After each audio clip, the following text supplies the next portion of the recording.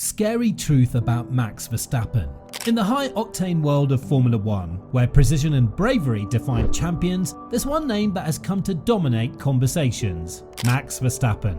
Verstappen's dominance has caused some fans, particularly those in the US who started watching the sport in 2020 after the Drive to Survive Netflix series became popular, to lose interest. Since his debut with Toro Rosso in 2015, Verstappen's journey in Formula 1 has been closely watched due to his remarkable talent and driving skills, which were clear from the beginning. But beneath the surface of his meteoric rise, there lies a daunting reality that no one is talking about, a truth that can shake the very foundations of the racing world.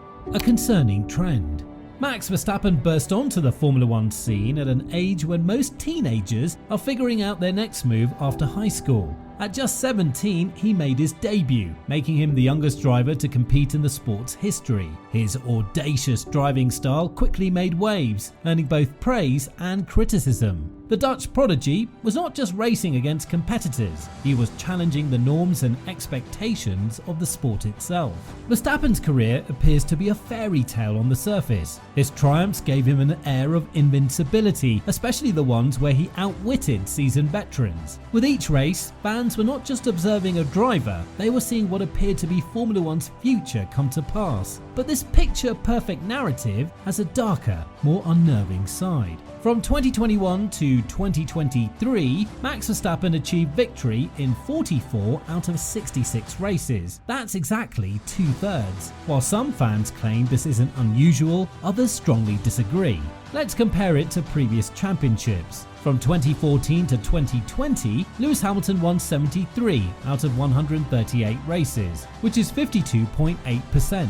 Verstappen's win rate is a striking 66.7%, highlighting a significant difference. Now consider Sebastian Vettel's 4 consecutive titles from 2010 to 2013. During that period, Vettel won 34 out of 77 races, giving him a win rate of 44.1%. Now, if we go back further to Michael Schumacher's era of dominance, from 2000 to 2004, Schumacher won 48 out of 85 races, resulting in a win rate of 56.4%. While Verstappen's success isn't entirely new, his winning percentage is unprecedented. If we exclude the 2021 season and focus on the 2 full seasons under the new regulations, Verstappen's win rate jumps to an astonishing 77.2%. This figure makes the achievements of Vettel, Hamilton and Schumacher seem modest in comparison, even though it's based on a smaller number of races.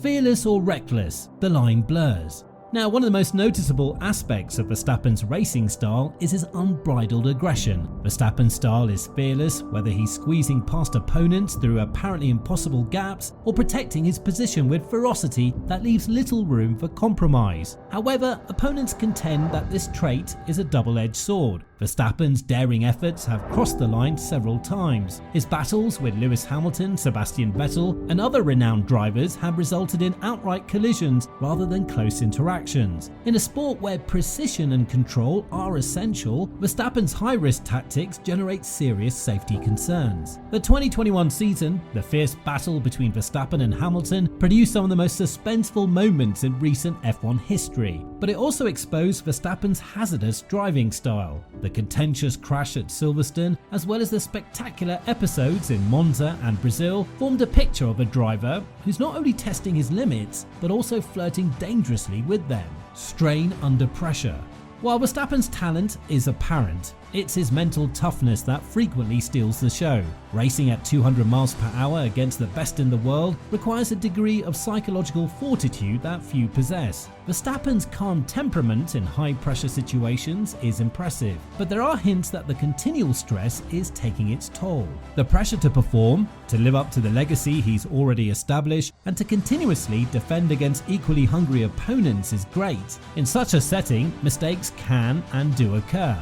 Verstappen is under constant criticism from fans, the media and the sport's regulating bodies. Every move, both on and off the track, is analysed and evaluated. This constant strain can cause fissures in even the most seemingly impenetrable facades. During interviews and press conferences, Verstappen's infrequent flashes of frustration reveal the strain he's under. His confrontations with the media, as well as his sometimes brusque comments, reveal a young guy dealing with great expectations. The concern is not only what occurs hours on the track, but also what this constant strain will do to Verstappen's mental health in the long run. What most spectators don't see is the painstaking and often laborious preparation that goes into each race. Verstappen's training program is strenuous, requiring a level of physical and mental conditioning comparable to that of elite competitors in any sport. This invisible element of his profession is one of unwavering sacrifice and vigilance. Verstappen's lifestyle exemplifies total discipline. Diet, exercise, and race analytics dominate his waking hours. Travel, continual jet lag, the need to adjust to multiple time zones and climates, all of these factors lead to an ongoing state of exhaustion and stress.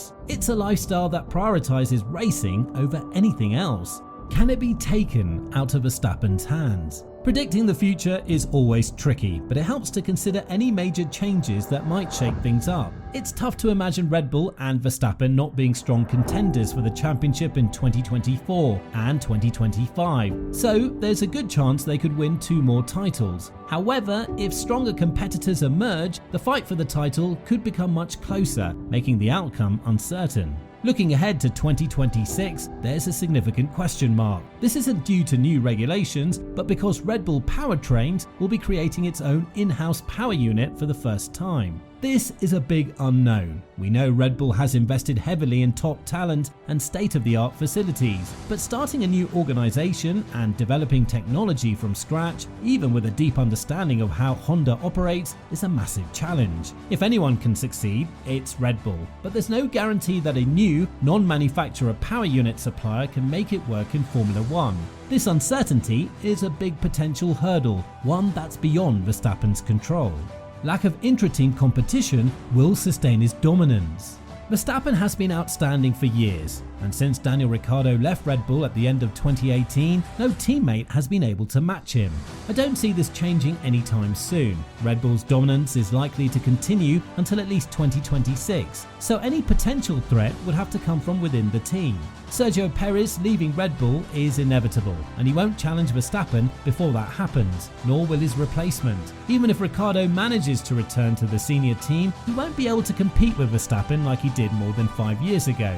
Verstappen has grown immensely as a driver and has solidified his position within the team, while Ricciardo is not the same driver he once was. Yuki Tsunoda wouldn't pose much of a challenge for Verstappen, and although Liam Lawson has impressed as Ricciardo's stand-in, he seems more like someone who deserves a chance in F1 rather than someone who could beat Verstappen in the future. None of Red Bull's current juniors in Formula 2 or Formula 3 show the potential to be Verstappen-level talent, ready to challenge him in a few years. If Red Bull were to look outside their own pool, the options would remain limited. Even if they brought back Alex Albon, he wouldn't be able to truly challenge Verstappen, although he might perform better than before. McLaren's Lando Norris could be a good competitor, but he's contracted with McLaren until the end of 2025, and his teammate Oscar Piastri is committed for an additional year. There are very few drivers who could realistically challenge Verstappen over a season, and none of them seem to be on Red Bull's radar for a future drive. Therefore, Verstappen is likely to face little to no intra-team competition for quite some time, potentially until the end of his mega contract in 2028. This situation isn't a sign of it being easy for Verstappen, but rather a testament to his exceptional skill and the difficulty of surpassing him within the Red Bull team. The final 2 seasons will be closer.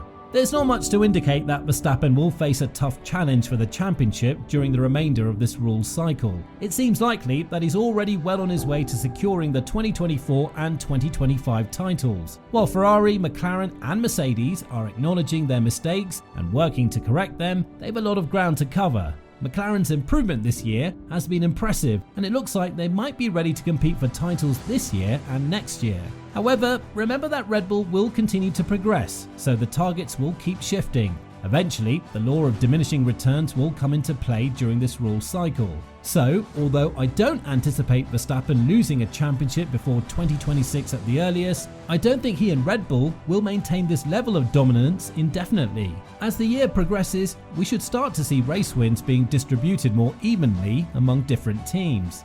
Red Bull's challenges. In current Formula 1, technology reigns supreme. The sport is defined by the complicated interplay between aerodynamics, tyre management, and real-time data analytics. Verstappen's success is due in part to the technology powerhouses that support him. Red Bull Racing, with its cutting-edge technology and strategic expertise, has played a significant role in Verstappen's success. However, Verstappen's strong reliance on technology begs a worrying question. How much of his brilliance is due to his intrinsic aptitude, and how much is it the result of the gear and team behind him? If the balance shifted, if technology failed, how would Verstappen fare? This reliance on technology results in an unnerving vulnerability. In a sport where margins are razor thin, the very tools that have propelled Verstappen's ascension may one day contribute to his downfall. Red Bull is facing a crucial break period, which will be their last with Adrian Newey, the influential designer known for revolutionizing Formula 1 car design over the years. Additionally, team principal Christian Horner is currently managing the repercussions of a recent investigation into accusations of inappropriate comments. Despite knowing that they're being challenged and will soon lose key team members, this break represents an opportunity for other teams to step up. McLaren and their driver Norris seem to be the most promising competitors, but the summer break can lead to various outcomes for all teams. The remaining races before the break, particularly the ongoing triple header, are vital for other teams to close the gap with Red Bull before they get a chance to pull ahead again. However, given Red Bull's recent off-track troubles, it's uncertain if they can maintain their leading position. Let's enjoy it while it lasts. It seems like Verstappen's dominance isn't ending anytime soon. Red Bull's main competitors still have a lot to figure out, and Verstappen himself is performing on a completely different level compared to other drivers. So let's enjoy it while it lasts. Ideally, major sporting championships are decided through close rivalries. However, that's rare in modern Formula 1. The next best thing is witnessing a top-notch athlete and team working perfectly together, aiming for something close to perfection. In the high-stakes world of Formula 1, nothing is certain. The only constant is the breakneck speed at which everything changes. And as Max Verstappen continues to defy expectations, we're left to ponder, what is the true cost of this incredible journey? The answer, it seems, lies somewhere on the razor's edge between triumph and folly.